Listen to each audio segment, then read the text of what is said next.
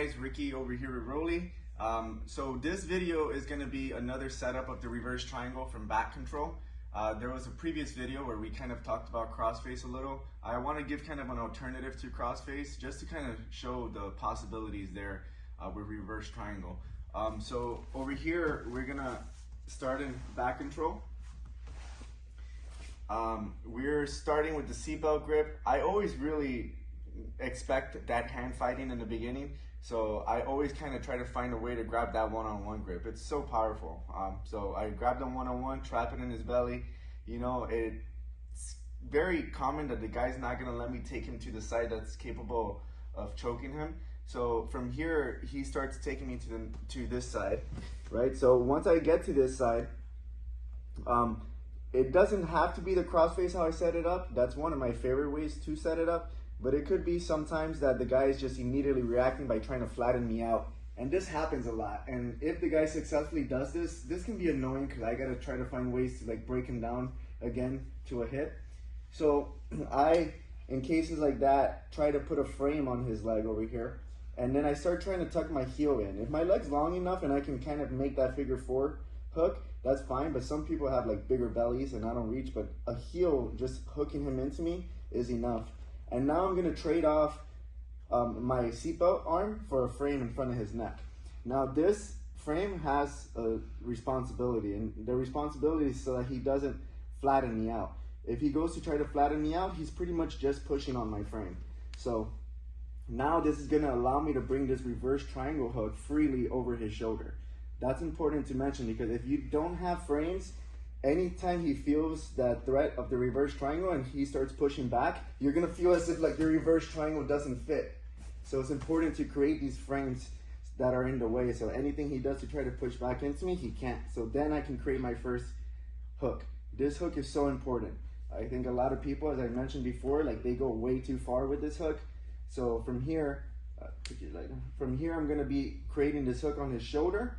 And this is gonna determine whether or not he's gonna let me take him to the angle I'm looking for. But in this video, I kind of want to talk about another response where if sometimes I'm setting this up, he goes and he tries to come up on his knees instead of letting me take him in the direction that I want to go. It happens a lot. So they feel which way you want to go and they try to go the other way. So I have to stay just as connected. So over here, what's important is that I got to make sure I'm using his movement and his resistance on the hook that I have over his shoulder to bring my hips high. So, and the connection I have with my hand on the shin too. So if he goes and he turns to turtle, my hips have to point up like so, right? It's important that that happens. If we go this way, for example, one more time, and he goes and he turns, but I don't have my hooks properly connected and my hips stay low to the ground, he's just gonna find himself in my guard. He can pull his arm out here and then we're gonna end up playing guard all over again. So it's important that we understand these connections. One hook here where I'm trying to bring him down to the floor and he's not letting me. Boom. He can be using his right foot. He can just be using the idea of him trying to come up this way, right? So I'm using all connections. I go in that direction, and as he's resisting, I have him take me up here like so. So now it allows me to keep this pressure heavy on his elbow, keeping his elbow away from home. So he can't bring his elbow back. He's gonna have trouble sitting back on his base, and that's gonna give me a lot of space to close the triangle up here, right? If he can sit back on his base, a lot of times people have trouble closing this triangle and it doesn't fit. I get this question a lot. So it's important that I'm keeping that person heavy forward like so. So when I close the triangle, now what happens is that my hip is putting a ton of pressure on his shoulder. So I like to grab his hand, even if he's grabbing his own hand to resist, it doesn't matter because of the angle that I'm looking for is different.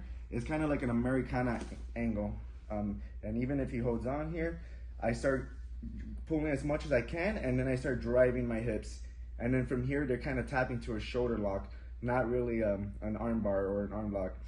And it does happen a lot too that instead of tapping, they end up just going back on their back. So now we start going this way.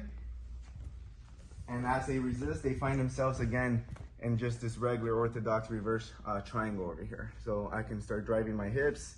You can control the thumb and hide the thumb under your armpit.